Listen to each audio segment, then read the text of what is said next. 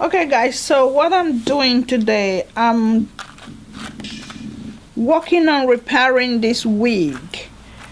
So today's video is about wig repair with the closure.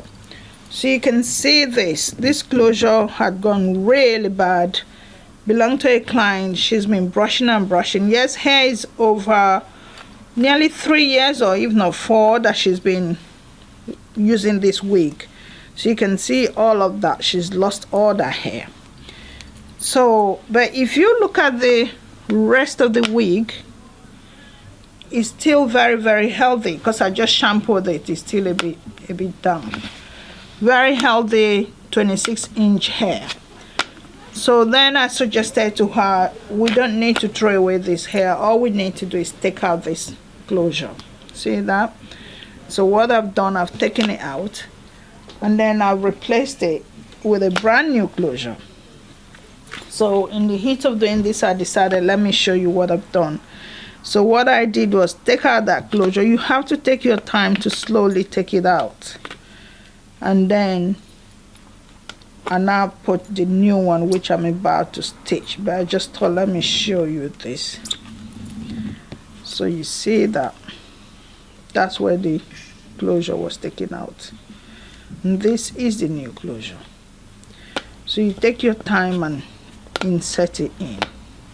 So when you put it in, you hold it down really well with your T-needles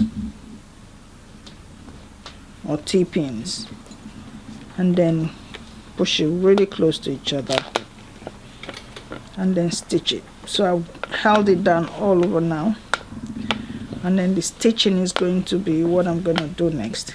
And once I'm done, I'll show you what that looks like. You just stitch it.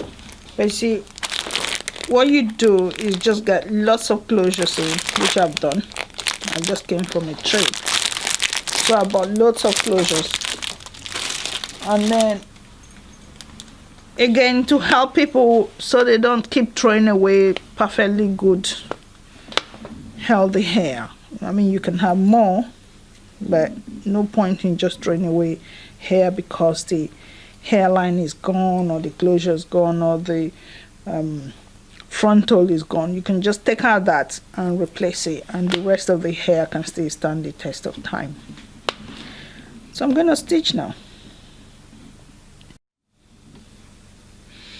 Okay, so what I usually do when I'm working with closures is I stitch the closure first before I start before I continue with the main wig.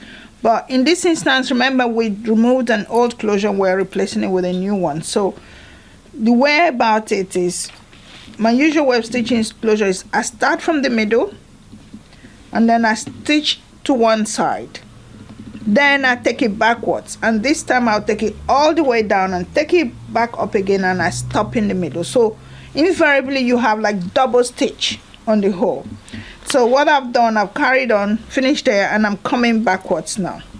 So this is exactly what I'm explaining. So you see how clean that stitching is. I know you notice a bit of a difference between the new closure and the old hair, but that's because obviously this has been worn for a long time. So what I can do is just put a bit of color to brighten this up a bit so it's not too dark. That would not be a problem, but I just thought I should mention it because I know someone out there is going to comment and say, how come the colors look different? But anyway, it's not a problem. So make sure you pick the hair really neatly, so you're not dragging anything that you shouldn't be dragging from the base. And so that's what I'm doing now. So you can see how neatly the stitching is going.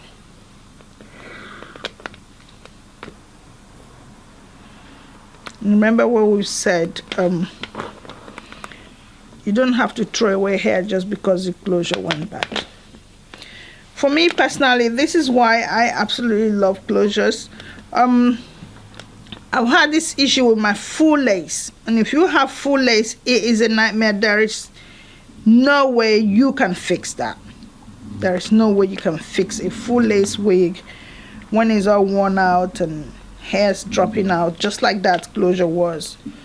Short of learning to individually stitch strands of hair, which is the wig making process itself, it is a nightmare. And remember, full laces are quite expensive, so when you're doing when you're buying hair, buying wig, think about maintenance, think about future.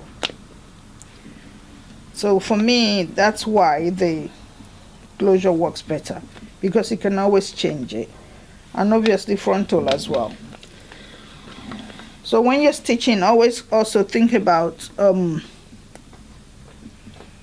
especially when we put all these needles, the T-pins in place, it's going to be picking your thread, so you have to be very patient with it.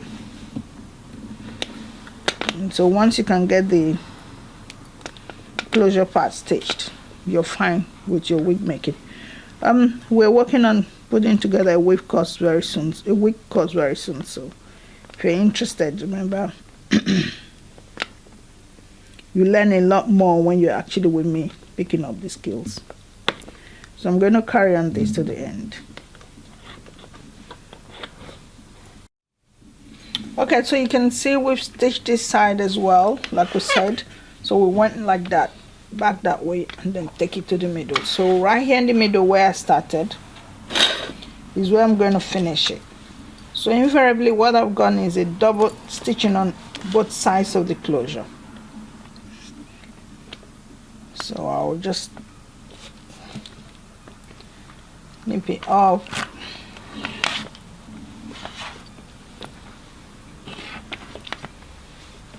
Again, be careful with all the T-pins hanging around. Okay, so I'll put it through and then I knot it off.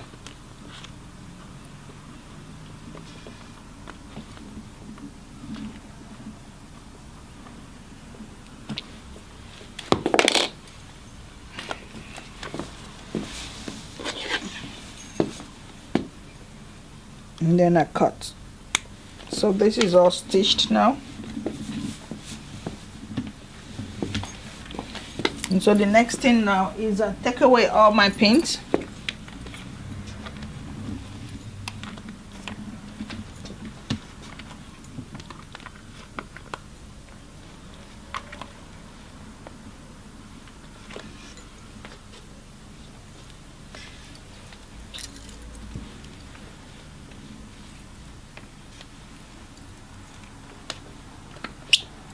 Now, as usual, you probably wonder why you need that much pin. You just want to hold it all in place. The pin makes sure that you know exactly where you're going to stitch, and it holds it really nicely down so that you can then do your stitching. I really cannot stitch without putting the pins in place. It just helps me make sure everything is exactly where I want to stitch. So now we've got it, and then you can see our hair. This is one of those 4-part ones, 4-part closure, I think, or was it 2-part? Or it's just a middle part one. So that's it, all nicely done. Hair is back to normal, like it's brand new. And so you brush it all in place. Look at that. I just went for a 16-inch. I didn't want something too heavy. And so what I'm going to do now is blow dry this to blend in nicely, and then just give just a little bit of a highlight in that closure so that it lightens the hair just a little bit, and then my client can have her brand new hair. See that? So this is something you can incorporate into your wig service. Your clients will love you. They don't have to put down too much money to have a brand new hair. There's no point throwing away hair, really. If you ask me, it's recycle. Just remove the little piece and get your hair back. And that's it. Then I'll trim that off and then get it back to normal.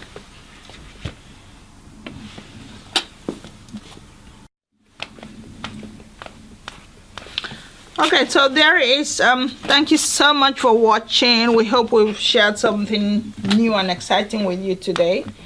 And then there's gonna be loads and loads more videos on wigs, because it's one of our favorite things. I mean, you've seen me wear wigs all the time, so I just want to give you background knowledge about how I go about creating my wigs. So thank you so much, and remember to like us, share it with your friends, and subscribe, because there's so much more coming your way, not just hair, but as usual we have so much we share with you. Thank you again.